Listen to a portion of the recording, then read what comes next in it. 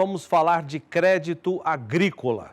O BNDES já autorizou a renegociação das dívidas de produtores rurais e dispõe de recursos para repassar dinheiro aos bancos credenciados. No entanto, os bancos resistem em renegociar e refinanciar dívidas de produtores rurais, já que as instituições bancárias acabam assumindo a responsabilidade em caso de inadimplência do produtor.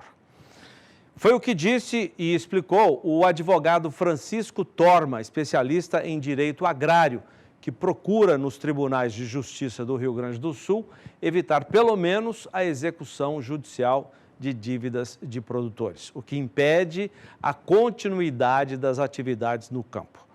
O advogado esteve nos nossos estúdios em São Paulo conversando com Walter Pulga sobre esse assunto. Vamos ver.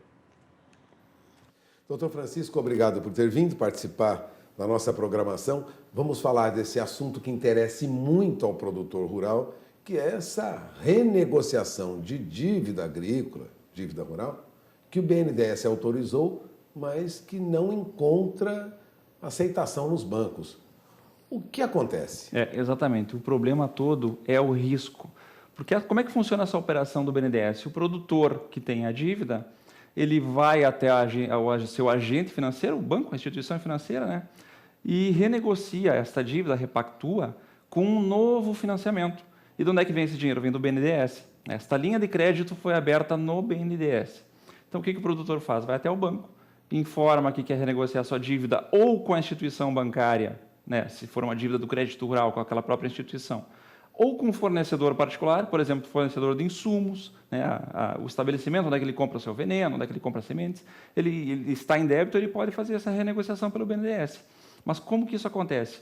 Ele encaminha essa documentação com o banco encaminha essa documentação com o BNDES e faz a operação. Só que é aí que reside o problema, a instituição financeira, o banco, ele é responsável pelo risco da operação. Se o produtor rural não paga essa nova linha, né, que pode ser até em 12 anos, com carência de 3, quem tem que ressarcir o BNDES é o banco. E é exatamente nesse ponto que está o problema, que está essa indisponibilidade do banco em querer fazer essas operações. Bom, o BNDES já emitiu 4 circulares liberando essa renegociação e os bancos continuam resistindo. Qual é a saída para a situação, já que o produtor precisa renegociar sua dívida? A saída foi aquela que foi disponibilizada no Plano Safra. O Plano Safra que foi anunciado agora mês passado, né, e contemplava, dentre os vários requisitos, as várias formas e características do Plano Safra, como crédito, encargos, isso, aquilo. Um dos itens anunciados no Plano Safra foi o FAF, o Fundo de Aval Fraterno. Como é que ele funciona? Os produtores reúnem-se em grupos, 10, 12, aí nós vamos depender de como é que vai vir esse FAF, e fazem um fundo que ele vai ser utilizado justamente no caso de um produtor não conseguir adimplir esse pagamento, o fundo é responsável pelo pagamento. Qual que é o problema que nós temos com o FAF? É que o FAF ainda não foi editado, ele não saiu, ele não está disponível. Ou seja, ele não existe ainda. Ele não existe, ele é uma ideia que foi anunciada no Plano Safra e que contemplava que isso seria feito por medida provisória. Foi anunciado no Plano Safra que o FAF seria feito por medida provisória. Já estamos nos encaminhando para o final de agosto e ainda não vimos o FAF. E nesse aguardo aí, nessa expectativa para vir essa medida provisória, o produtor já está sendo executado, já está perdendo propriedade, já está sofrendo todos os problemas do endividamento. Qual é a saída? Lá no Rio Grande do Sul, vocês têm utilizado recursos na Justiça para evitar a cobrança, a execução, na verdade, dessa dívida. Qual é a saída neste momento, já que não foi possível viabilizar essa renegociação? O que os profissionais do direito que trabalham com endividamento estão fazendo? Como os bancos têm se negado a fazer essa nova linha de crédito do BNDES, que é uma linha que foi criada justamente para isso, para tirar o produtor dessa situação de endividamento, e o FAF não é obrigatório, quer dizer, a contratação não depende de existir o FAF, porque a circular é muito clara, eu tenho a circular aqui, ela é muito clara que os bancos estão autorizados a contratar com o produtor a garantia que bem entender. Pode ser uma garantia imobiliária, pode ser uma garantia de um bem imóvel. Pode exigir do produtor uma garantia real. Pode e deve, porque o banco, como ele se responsabiliza por esse pagamento junto ao BNDES, está expresso aqui na circular. Ele pode exigir do produtor garantias suficientes para o pagamento daquela dívida em caso de inadimplência. Então, o que acontece? Não dependemos do FAF para isso acontecer. A circular, por si só, ela é executável perfeitamente.